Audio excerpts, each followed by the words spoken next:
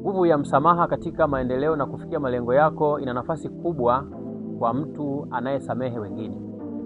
Tabia ya kusamehe watu wengine ina mchango mkubwa sana kuhakikisha ya kwamba wewe unayekuwa na mzigo wa kuona kwamba mwingine hawezi kusamehewa, unakuwa unajitesa, kwa sababu asilimia kubwa unachokifanya ni kutesa ubongo, kutokufikiria mambo kuelekea mafanikio yako, kuelekea mtizamo ambao umekuwa nao. Kwa hiyo nguvu ya kusamehe inapunguza mzigo wa kuwa na chuki zisizo na sababu, na tunafahamu kabisa ya kwamba rasilimali kubwa ambayo inafanikisha mambo mengine yote na rasilimali zingine ni nguvu ya fikra. Sasa fikra inapokuwa chanya, asilimia za kufanikiwa ni kubwa kuyafikia malengo yako. Kuna namna ya kuweza kupalilia au kukuza nguvu ya msamaha.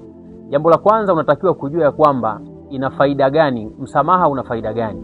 Moja, husaidia fikra chanya kuelekea kuwa na afya njema ya kimwili pamoja na ya kiakili. Kwa hiyo nguvu ya kiakili inakuzwa zaidi baada ya kuwa na kuona ya kwamba kuna umuhimu mkubwa wa kufanikiwa, kwa sababu mwili na ubongo unaruhusu vitu chanya, kwa sababu umepokea kwamba swala la kusamehe ni swala la msamaha. Kwa hiyo katika mazingira manne ambayo tunayaangalia leo, tunaangalia nguvu ya msamaha katika afya ya mwili, lakini afya ya akili, afya ya kimahusiano, emotional. Unapopokea na kukubali kusamehe wengine, inakusaidia wewe kuweza kuwa bora zaidi kiafya. Katika mwili wako unakuwa unaruhusu mambo mengine kuweza kufanyika katika mwili, ikiwa ni kutekeleza na kutimiza malengo yako. Fikra ndio ina nafasi kubwa kuhakikisha kwamba mafanikio na malengo yako yanakuzwa, kwa sababu imani pamoja na emotion zinafanyikia katika fikra. Kwa hivyo itakupa nafasi nzuri ya wewe kuweza kuangalia kwamba unaweza kusogea, kupiga hatua moja kufikia na kuelekea malengo ambayo umekuwa nayo. Jambo la tatu, inakuza nguvu ya kihisia. Unaposamehe wengine, nguvu ya kihisia inakuwa, kwa sababu unapokuwa na hisia za furaha, moja kwa moja mafanikio katika mipango ambayo umekuwa nayo kuelekea malengo yako inakuwa ni bora zaidi na inaweza kukuzwa. Lakini pia mahusiano ya wewe pamoja na wengine, unapokuwa na umesamehe wengine, inakupa nguvu ya kuweza kuhusiana vizuri, tofauti unapokazia kuwa na msamaha.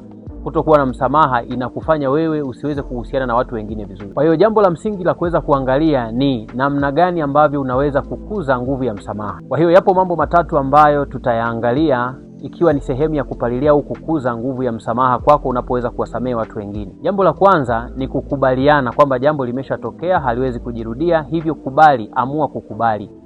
Lakini jambo la pili ni kuamua kusamehe, kwa maana ya kwamba ni kitu ambacho utakifanyia maamuzi wewe binafsi, kwamba sasa hili jambo limeshatokea, hivyo nafanya maamuzi binafsi kwamba nimeamua kuliachilia, ili uweze kuruhusu maisha mengine pia yaweze kuendelea. Jambo la tatu, kubali jambo hili liweze kuondoka, kwa maana ya kwamba hata usipokubali lishatendeka.